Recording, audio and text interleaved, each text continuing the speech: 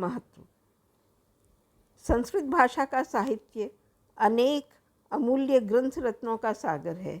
इतना समृद्ध साहित्य किसी दूसरी प्राचीन भाषा का नहीं है। हिमालय से लेकर कन्याकुमारी तक किसी न किसी रूप में संस्कृत का अध्ययन अध्यापन अब तक होता चला आ रहा है। यह प्राचीनतम भाषा है और इसके ग्रंथ भी अति प्राचीन हैं।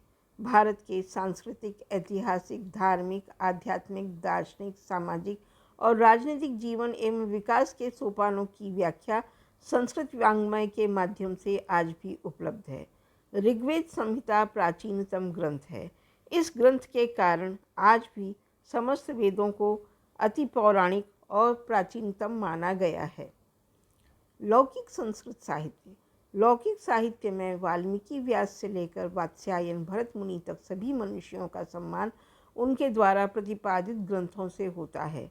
लोक साहित्यकारों में सर्वश्री कालिदास, अश्वघोष, माघ, भवभूति, बाणभट्ट, भारवी, श्रीहर्ष, शूद्रक, विशाखदत्त आदि कवियों ने अपने क्षेत्रों में उच्च स्थान प्राप्त किया है। पाश्चात्य विद्वान इसके अतिशय समृद्धि और विपुल साहित्य को देखकर आश्चर्यचकित होते रहे हैं।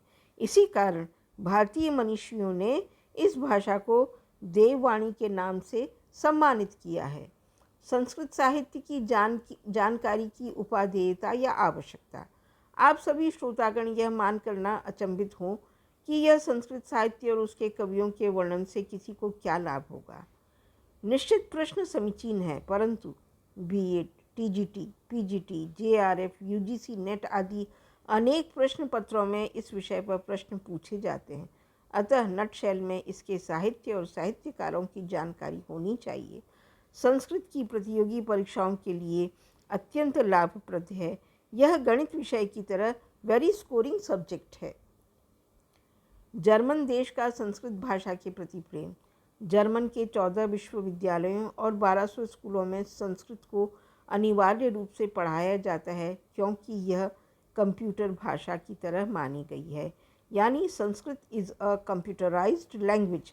विदेशों की इस देव भाषा के प्रति रुझान और महत्व आज किसी से छुपा नहीं है।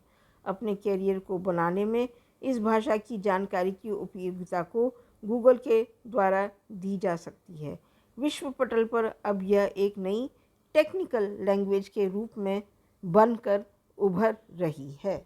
इस प्रकार मैंने आपको संस्कृत साहित्य के विषय में इसका क्या महत्व है, इसकी क्या समीचीनता है और हम लोगों को इसके क्या लाभ हैं, यह मैंने आपको सविस्तार बताया है।